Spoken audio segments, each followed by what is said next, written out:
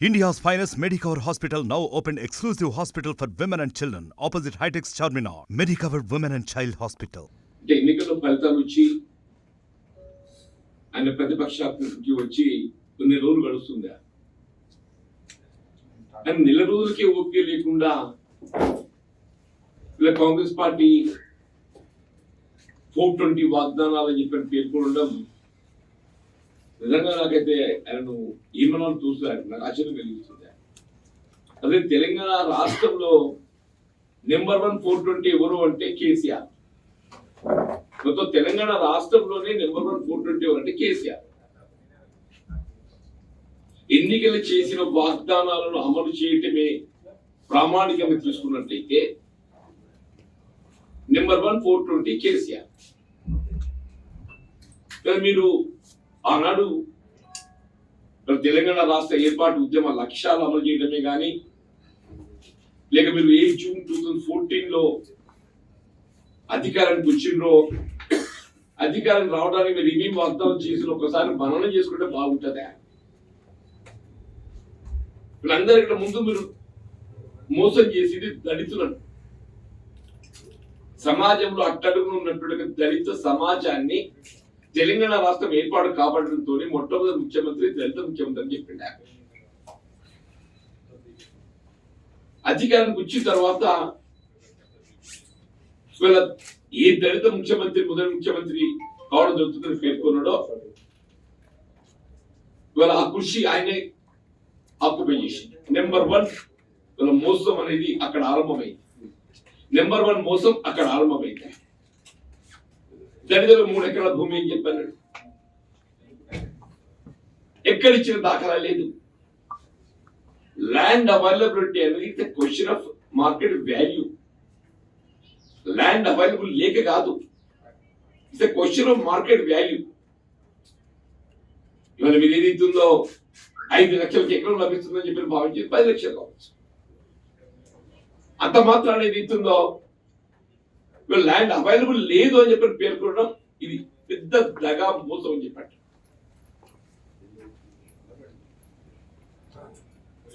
తదుపరి ఏదైతుందో ఎస్టీలకు ఏదైతుందో వారికి జనాభా ప్రాతిపదికన రిజర్వేషన్ సభ్యులు కల్పింపజేయబడటం, రాజ్యాంగం కల్పించిన హక్కు గిరిజనులకు, మా ఆదివాసీ బిడ్డలు నాయకపుల్లు, గోండోళ్ళు, లంబాడ వాళ్ళను కూడా వదులుకుంటే ఏదైతున్నదో రాజ్యాంగం కల్పించిన హక్కు అమలుకు సంబంధించి 2 జూన్ 2014 అధికారానికి వస్తే కేంద్రానికి సంబంధం లేని అంశం ఇక్కడ దయచేసి గమనించండి. కేంద్రానికి సంబంధం లేని అంశం రాష్ట్ర పరిధిలో కల్పించేటువంటి ఒక రిజర్వేషన్. ఇది కేవలం రాష్ట్ర పరిధిలోనే అటువంటి అంశాన్ని ఏదైతుందో ఏ ఇందిరా సోహాని కేసు అని పేర్కొంటూ 8 సంవత్సరాలు గడిపిండా. ఆయన అదృష్టం మునుగోడు ఉప ఎన్నిక వచ్చింది. మునుగోడు ఉప ఎన్నిక రావడంతో ఏదైతుందో అప్పుడు ఈ గిరిజనులకు కల్పించేటువంటి ఒక రిజర్వేషన్ ఏదైతే 10% అమలు నిర్ణయం తీసుకొని అమలు చేయదు. ఎప్పుడైతే ఈ 2022 డిసెంబర్ నవంబర్ లో మీరు అమలు చేసి తలపెట్టి గిరిజనులు 10% మీ కేంద్రంగా ఏ విధమైన ఆమోదం లభించలేదు కదా. నువ్వు ఏ కేంద్రంతో ముడిపెట్టి 8 సంవత్సరాలు నార్చినవో నువ్వు కేంద్రంతో ఏ విధమైనటువంటి అనుమతి లేకుండా దాన్ని వాళ్ళు అమలు చేస్తున్నాను. నోబడీస్ క్వశ్చన్ సంవత్సర కాలం గడిచిపోయింది అంటూ నేను నోబడీస్ క్వశ్చన్ 8 సంవత్సరాల కాలం ఏదైతుందో దానితో దగా చేసి గిరిజనులు నిజంగా ఆదివాసీ గూండోలు చెప్పి అంటూ నేను నాయకపల్లిని మోసం చేసి హౌసింగ్ నిరుపేద వర్గాలకు ఇల్లు లేనటువంటి వారికి ఇల్లు కల్పించేయటం. నువ్వు డబుల్ బెడ్రూమా, సింగిల్ బెడ్రూమా, ఆ రూమా, ఈ రూమ్ పక్కన పెట్టి కానీ 9 ఏళ్ళు ఒక ఇల్లు పెట్టినాడే. గదే పట్టణాల్లో కనబడే డబుల్ బెడ్రూమ్ తప్ప ఎక్కడైనా అరకూర ఇంతకంటే దగా మోసం ఉంటుంది. రుణమాఫీ 5 సంవత్సరాలు తీసుకున్నాడు. అది కూడా పూర్తి కాదు, 5 సంవత్సరాల కాలం చెప్పారు. ఇలా ప్రభుత్వం ఏర్పడిన నెల రోజులు కాలేదు, కాంగ్రెస్ ఏం చేసిండ్రు అన్ని 420 పథకాలు మనం ప్రశ్నించాలి. నిజంగా మేము అమలు చేయకుండా ప్రశ్నించు తప్పులేదు దాంట్లో. We're not afraid of it, we're not afraid of it. కానీ మా కమిట్మెంట్, మా చిత్తశుద్ధి ఏదైతుందో, మేము అధికారానికి వచ్చిన ప్రమాణ స్వీకారం చేసిన 48 గంటలు విత్ ఇన్ 48 అవర్స్ మహిళలు ఆడబిడ్డలకి ఏదైతుందో ఉచిత రవాణా సౌకర్యం కల్పించామని చెప్పండి. ఒక with in 3 weeks the guarantee is given by us. వాటి శ్రీకారం చుట్టూ ఏదైతుందో వారికి కావాల్సినటువంటి ఒక లబ్ధిదారుల వివరాల సేకరణ ఆరంభించినాం. అది చూసారు కదా, వాళ్ళ గుండె గుబైనట్టు అబ్బకూడదు. కాబట్టి నిజంగానే మేము ఏమనుకున్నాం ఏమైతే తట్టుందిరా, మేము ఏమనుకున్నాం ఏమైతే తట్టుంది. Definitely will implement. ఇవాళ గృహజ్యోతే కానీ, ఇవాళ గ్యాస్ సిలిండరే కానీ, రేషన్ కార్డే కానీ, మీకు ఎన్ని రైతు భరోసా కానీ, ఎన్ని assurance given by Congress party in the elections, we're committed for it. నీలాగా మోసం చేసే పార్టీ కాదు, 2014 జూన్ 2 అమలుకి వచ్చింది. 1000 రూపాయలు పెన్షన్ ఇస్తారు. ఎప్పటికి అమలు చేసిందే? అక్టోబర్కి అమలు చేసి, అక్టోబర్కి he took 4-5 months. 9 months he took. 2018 అయితే he was in government. ఆ 2016 చేస్తానైతే ఆయన లెక్క పక్క మొత్తం తెలుసు కదా, బడ్జెట్ లెక్కలన్నీ అయితే. ఇలా మార్చ్ బడ్జెట్ లో ఆమోదం పొందిన 2016 అమలు చేస్తా అని చెప్పారు. సెప్టెంబర్ దాకా అమలు చేయలేదు. చెప్పారు. నీ బుద్ధి నీలేక అందరు మోసగాలనుకుంటున్నావే నువ్వు? కేటీఆర్కి ఏదైతుందో ఆయన మోసగాడు కాబట్టి అందరు మోసగాలు అనుకుంటాడు చెప్పాలి. ఇవాళ టీఆర్ఎస్ పార్టీ నెంబర్ 1 అసలు ఉద్యమ పార్టీ అని ప్రజల్లోకి వచ్చిందే. వీళ్ళు తెలంగాణ గురించి పార్లమెంట్ లో గొడవెత్తి ఇది మా పార్టీ మాత్రమే. ఎక్కడ నీ పార్టీ? తెలంగాణ ఎక్కడుంది? టీఆర్ఎస్ పార్టీ ఎక్కడుంది?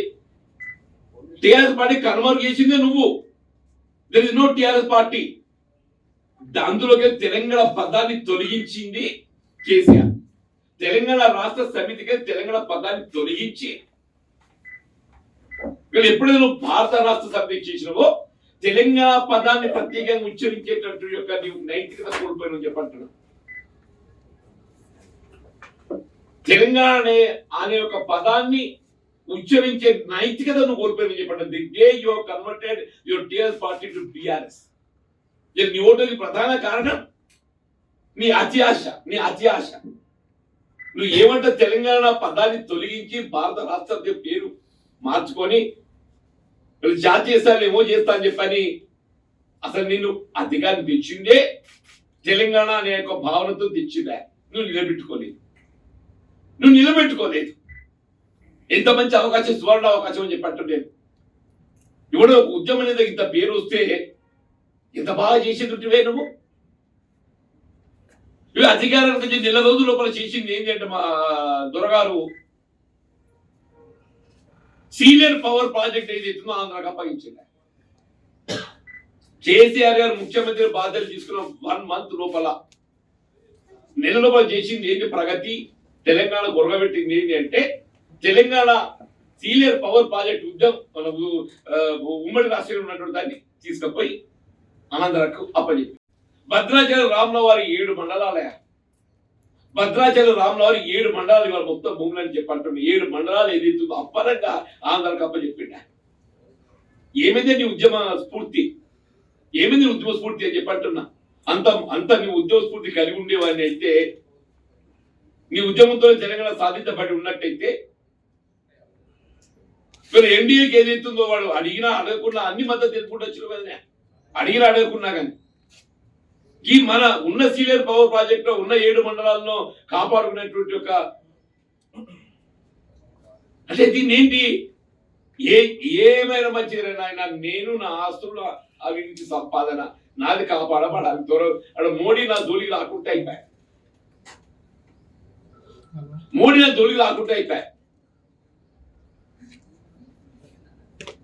ఇప్పటికే కేటీఆర్ గారు టీఆర్ఎస్ నాకు ఎవరైనా కానీ చెప్పంటూ నేను కొద్దిగా విజ్ఞతతో మాట్లాడండి, కొద్దిగా ఓపికతో మాట్లాడండి. ఇలా వాస్తవంగా ఏదైతుందో మీరు ఇలా బడ్జెట్ పరిస్థితి తెలుసు అయినప్పటికీ కూడా our commitment to the people వాళ్ళు ఏదైతుందో కాంగ్రెస్ పార్టీ ఆనాడైనా ఈనాడైనా ఇలా ప్రజలకు ఇచ్చిన వాగ్దానం నెరవేర్చడం లోపల కాంగ్రెస్ పార్టీ ఈనాడు కూడా మనవి తిప్పేది లేదో చెప్పండి.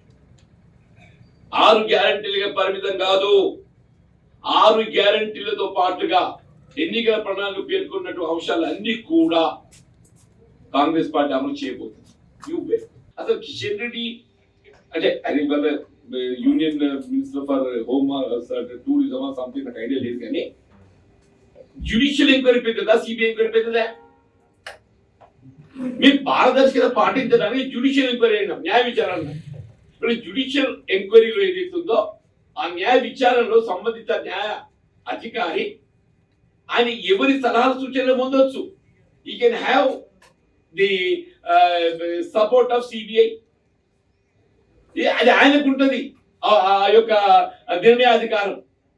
జ్యుడిషియల్ ఎంక్వైరీ ఎప్పుడైతే కాన్స్టిట్యూట్ చేయబడుతుందో జ్యుడిషియల్ ఎంక్వైరీ అది ఏదైతుందో విచారణ లోపల ఎవరి యొక్క సహకారం పొందడం అనేది ఆయనకు అధికారం అప్పచెప్పబడుతుంది. He can have the support if necessary from CBI also. అధిగ్రహించగా సిబిఐకి లేదు అంటే ఏదో కవితమ్మను కాపాడదామనా? కిషన్ రెడ్డి ఆలోచన ఏంటనుకుంటావు సిబిఐ అంటే? వీళ్ళ కవితమ్మను ఎట్లయితే కాపాడుతున్నావు సిబిఐ క్లచెస్ లో పెట్టి, ఈడీ క్లచెస్ లో పెట్టి కేసీఆర్ కూడా కాపాడాలి. అందుకే నన్ను సిబిఐ కోలేదు నువ్వు. మేము జ్యుడిషియల్ ఎంక్వైరీ పారదర్శకత, ట్రాన్స్పరెన్సీ, వాస్తవాలు వెలికి రావాలి, దోషులు వెలికి రావాలి, చట్టపరంగా శిక్షించబడాలి. ఇంత పరిజ్ఞానం కలిగి ఉన్నోడివి న్యాయ విచారణకు మేము ఆదేశింపజేస్తాం నేను కోరుతుంటే సిబిఐ ఎందుకు అడగలేరు? ఆశ్చర్యమయ్యా. ఆయన ఏం మాట్లాడుతున్నారు? ఆయన అనుభవం కన్నాడు మన కిషన్ రెడ్డి. అన్ని వాళ్ళు వాళ్ళ అన్ని ఇవే పుట్టినోడు పుట్టుతున్నాడు, కానీ మహారాష్ట్రలో ఏం చేసి కూడా చెప్తా అని చెప్పి అనుకుంటుండు. కానీ ఇక్కడ ఏదైతుందో శాసనసభ్యుల సంఖ్యకే పరిమితం కాదు, శాసనసభ సభ్యుల్లో ఆధిక్యతతో పాటుగా ప్రజాపదం కలిగింది కాంగ్రెస్ పార్టీ అని చెప్పి అంటున్నా. రేపు పార్లమెంట్ ఏదైతే 17 టార్గెట్ లక్ష్యంగా ముందు పోతున్నారు. 17 టార్గెట్ లక్ష్యంగా ముందు నీ సీట్ సంగతి చూసుకో. ముందు కిషన్ రెడ్డి గారు నీ సీట్ సంగతి చూసుకో. మేము 17 టార్గెట్ లక్ష్యంగా ముందు పోతున్నాం చెప్పంటున్నాను నేను. అంటే ఇప్పుడు దాదాపు కేసీఆర్ యాక్సిడెంట్ ప్రమాదం జరిగి ఫ్రాక్చర్ నెల్లూరు గడుస్తుంది. మీరు అన్నట్టు ఏదైతుంది వాళ్ళు ఏకాంతంగా ఆయన పరామర్శం రావడం లోపల కొంత రాజకీయ కోణం కూడా ఉండి ఉంటుంది అనేది అందులో నిర్వ్యాసం తప్పకుండా ఉండి ఉంటుంది. షర్మిల గారు ఏదైతుందో కాంగ్రెస్ కలవడంతో ఏదైతుందో అది ఎదుర్కోబోయేటువంటి ఒక రాజకీయమైన సమస్యలు. ఎందుకంటే ఆయన ఇంతవరకు ఏదైతుందో రాజశేఖర రెడ్డికి లెగసీగా వారసత్వంగా ఆయన ఒకటే భావించింది. అంటే షర్మిల గారు కూడా ఏదైతుందో రాజశేఖర రెడ్డి గారికి తనయ్యగా ఏదైతుందో ఆమె కూడా ఏదైతుందో తెర మీద రావడంతో ఏ మేరకు అది తనకు ప్రమాదం సంభవించబోతుంది, దాన్ని ఏ విధంగా భర్తీ చేసుకునే అవకాశం ఉంటుంది. ఇదేదో కేసీఆర్ పెద్ద మనిషి వయసులా అనుభవం గల్లోడు ఏమన్నా సలహా సూచనలు ఇస్తాడని చెప్పి వచ్చి తప్పే ఆయన సలహా సూచన పొందుతుంటాడు. Definitely it will have its impact. Sharmila garu ఏదైతుంది వాళ్ళ కాంగ్రెస్ పార్టీలో చేరడం అనేది definitely it will have its impact. తప్పకుండా ఇవాళ ఏపీలో కూడా కాంగ్రెస్ పార్టీ బలోపేతం అవుతుంది. Improve increase our vote share. Even at time we will come to power also. Once empirical scrutiny అయిపోతే we have to get it implemented. That will take shape in February. That will take shape. అంతకు లేకుంటే ఎట్లా నీ cheating అనే పదం ఉచ్చరించడానికి నోరెట్లు వచ్చిందే? అసలు ఈ చీటింగ్ ఏదైతుందో దీనికి అసలు మీకు చెప్తే కదనే రాష్ట్రంలో నెంబర్ 1 చీట్ ఎవరు అంటే కేసీఆర్. తర్వాత ఇంకోటి రావాలి. ఎన్నికల ప్రణాళికను మోసం చేసడం లోపల ప్రజానీకాన్ని ఏదైతుందో మభ్యపెట్టి అధికారానికి వచ్చి బాగా నెరవేర్చలేకపోవడం లోపల కేసీఆర్ మించినోడు లేడు. అందరు నీలాగా అనుకోకు.